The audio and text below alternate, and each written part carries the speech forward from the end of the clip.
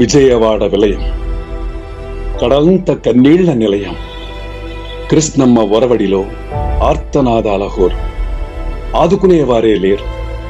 నిలువ నీడలేక, దిక్కుతోచక నడి సముద్రంలో నరకం.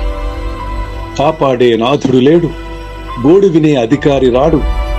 ఒడ్డుకు చేర్చమని వేడుకుంటున్నా కనికరం చూపించిన వాడే లేడు.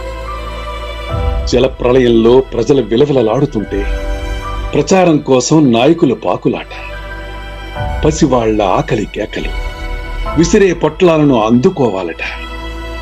చేతగాదని చేతులెత్తేసిన ఈ చవట ప్రభుత్వపు పాలనలో కన్నీళ్లు తాగి బతకాలట. దేవుడి మీద భారం వేసి ప్రాణాలు కాపాడుకోవాలట.